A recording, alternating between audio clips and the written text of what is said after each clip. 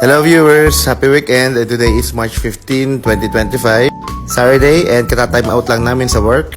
Sinimulan na nga pala namin yung phase 2 ng aming renovation project, which is the reconstruction. Makikita nyo ngayon sa gate, dalawa yung permit.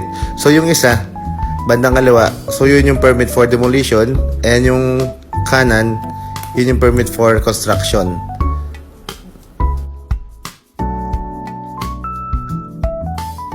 So Feb 24 nakuha namin yung permit, and yung execution ng project is Feb 28.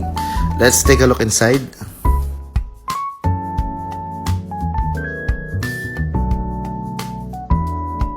So noong Feb 28 nagsimula na kaming hugutin yung mga lumang poste and i-ready yung paglalagay namin ng footing. So nag-fabricate na rin kami ng parilya, stirrup, saka ng poste. Yan o, ito yun.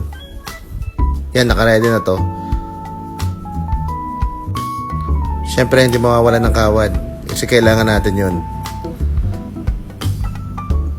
Nakapaglagay na kami ng 6 na poste sa bandang likodan. And dito namang mga posteng ito, so naka-ready na to. Ang gagawin kasi namin dyan, yung mga lumang poste, huhugutin namin and isasalpak namin yung bago. Kung saan namin hinugot yung luma, doon din namin ilalagay yung bago. So yung isang footing naka-ready na dito, kakabitan na lang namin ng poste yan. And yan. Yan yung mga nailagay namin. 1, 2, 3, 4, 5, 6. Bali, 6 lahat. Ang gagamitin nga pala natin ditong semento is Fortune Cement. And as you can see, nakapag-asinta na kami dito ng hollow blocks. Very good for this week accomplishments. And hoping next week, mas marami pa tayong ma-accomplish. Nagbuhos na rin nga pala kami ng isang poste dito. So itong gitna, binuhusan na rin namin. So ito namang dalawang dulong ito. Popormahan pa yan.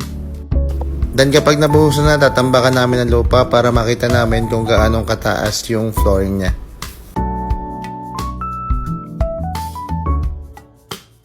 So itong lumang posting ito, tatanggalan namin next week yan. And then magseset na kami dyan ng footing and yung panibagong poste ng bahay.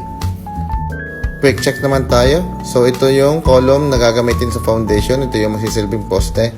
And then hollow blocks, di 5. So by Monday, may darating pang 500 pieces na hollow blocks.